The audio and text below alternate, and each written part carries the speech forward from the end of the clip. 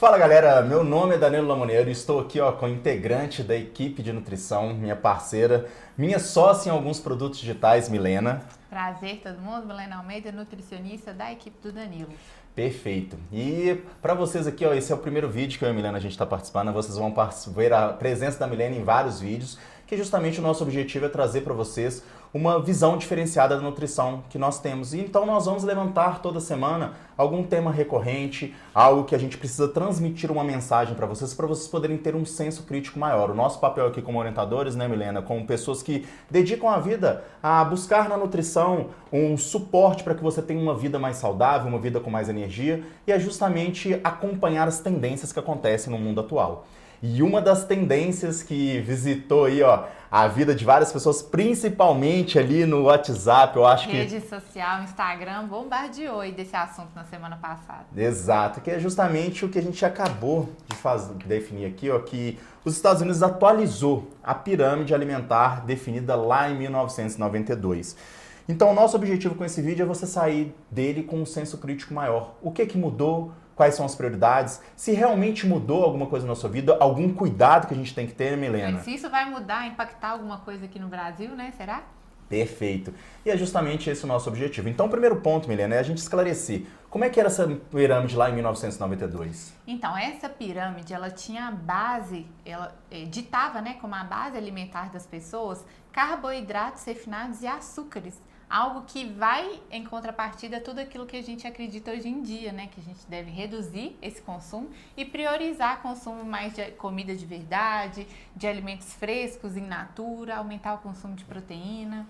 Perfeito. E é muito importante a gente começar, então, a se situar o porquê da criação desses guidelines, né? Dos guidelines dietéticos. O que acontece, gente, é o seguinte, uma coisa é você priorizar a saúde e qualidade de vida e outra coisa é você priorizar um meio industrial. A gente verifica que antigamente aquela pirâmide de 1992, criada ali pelo departamento americano, ela priorizava muito essa questão do incentivo ao consumo exagerado, até mesmo não colocando em xeque, né, a utilização de processados, ultraprocessados ou então alimentos que têm açúcar adicionado. E agora o que mudou completamente.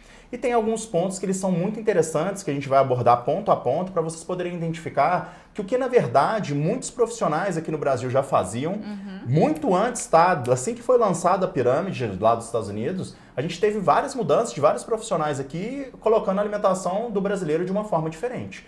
E um dos pontos que a gente sempre prioriza na consultoria nossa é exatamente isso, a escolha do alimento para você poder o quê? Retomar aquela alimentação saudável. Exatamente. O que foi basicamente inverter a base dessa pirâmide. Então agora eles, né, na verdade, incentivam o maior consumo de comida de verdade, comida natural, caindo em terra aquela alimentação americana mais rica em ultraprocessados, açúcar adicionado.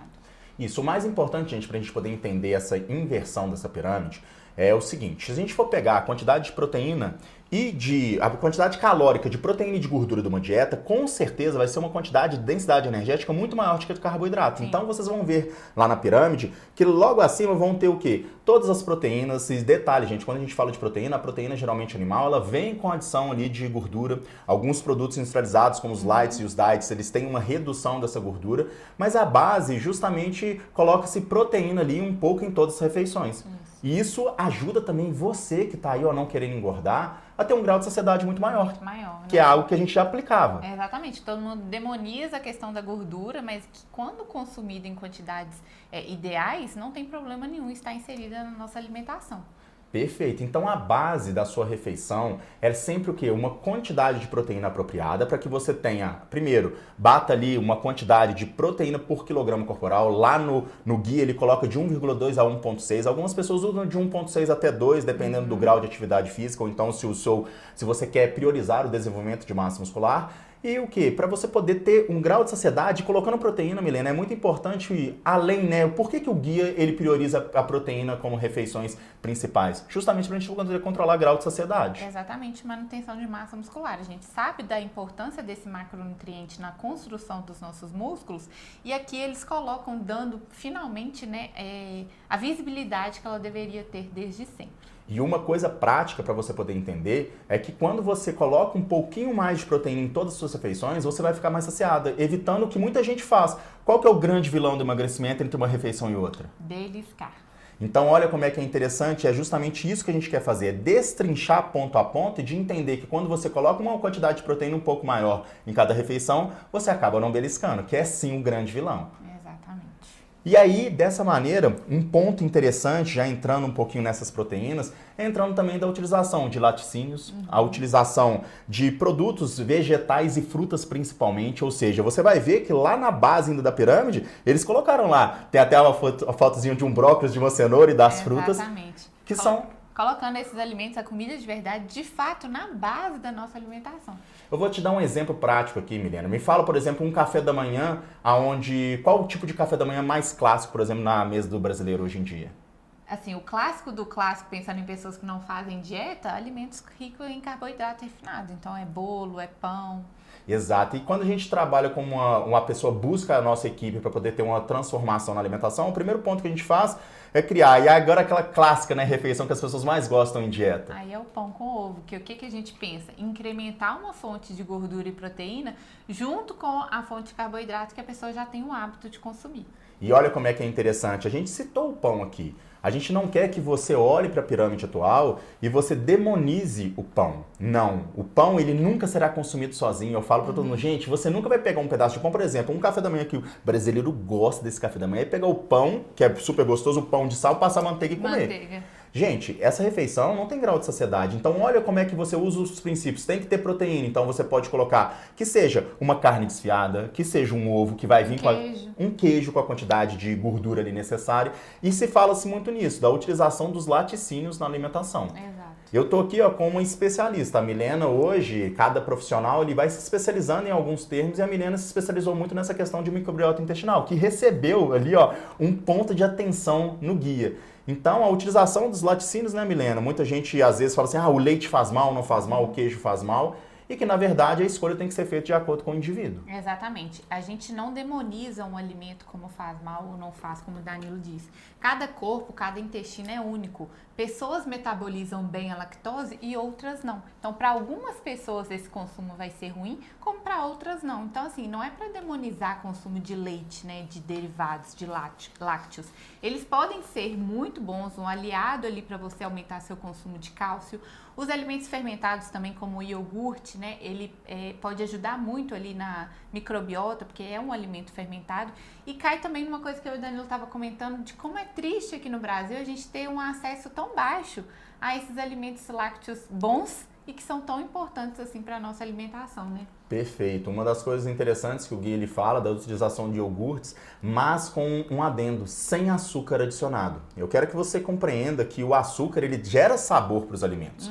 Há muito tempo atrás, quase todos os alimentos tinham açúcar. Lá nos Estados Unidos mesmo eles tiveram algumas convenções que eles foram tirando. Porém, o iogurte que a gente consome aqui no Brasil, quase todos eles têm uma quantidade de açúcar muito maior do que deveria. E lá no guia ele fala, justamente para poder tomar cuidado com esses produtos que ainda possuem açúcar, e ele até coloca, né? O guia ele fala da prioridade do que está certo, mas ele cita também um ponto, já lembrando da microbiota intestinal, do que ele quer combater. Na verdade, o guia, ele quer combater excesso e quer combater o quê? Excesso de açúcar adicionado e também de ultraprocessado, que colocaram ainda como um deletério para a questão da microbiota intestinal. Exato, porque quando a gente pensa em excesso de açúcar, a gente pensa em alimentar bactérias ruins no nosso intestino.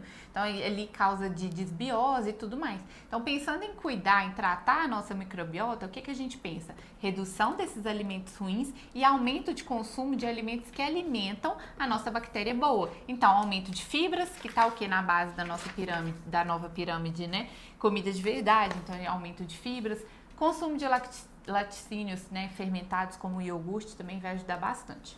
Perfeito. E uma coisa interessante é sempre pensar o seguinte: a base, então, da nossa prioridade ali é proteína. Lembra sempre que a proteína animal ela vai vir com uma quantidade de gordura.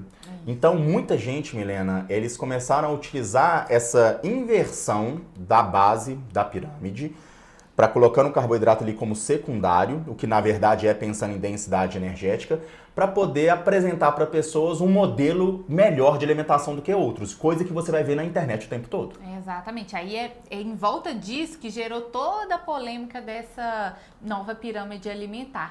Porque algumas pessoas estão dizendo que favorece, que corrobora com com aquela nova dieta, né, Danilo? Dieta da selva, alimentação carnívora, sendo que esse tipo de alimentação, ele não é o mais interessante pensando em emagrecimento, não é o mais interessante pensando em microbiota intestinal e que também é um erro de interpretação. Porque aqui na imagem a gente vê as gorduras animais, a gordura saturada, mas se você parar e ler de fato o guia, que foi o que a gente fez, lá ainda está escrito o limite de até 10% de gordura sendo proveniente da gordura saturada. Então não é porque a pirâmide, a proteína está aqui no topo da pirâmide que é pra gente se entupir de proteína animal, né? De excesso de gordura saturada. Exato. Um exemplo, Milena, que eu vi essa semana, muita gente colocando, né? Na verdade, usando ali uma narrativa construída da interpretação da pirâmide para poder falar que agora você tem que consumir uma quantidade de gordura muito grande, uma quantidade exorbitante de gordura. E aí eu quero que você tenha um senso crítico, gente. Primeiro ponto, Milena, a alimentação das pessoas, realmente, a alimentação do dia a dia, ou seja, toda dieta que você teve, eu te garanto, ela nunca foi responsável para você poder engordar. O que te engorda são os momentos que você se afasta da sua dieta. E se a sua alimentação ela era de um jeito e você estava engordando e o que te engorda é quando você fugia da dieta, você pode ter certeza, se você incorporar alguns pontos onde você começa a aumentar a quantidade de carne com uma quantidade de gordura a mais, com uma quantidade de gordura saturada, você vai engordar o dobro.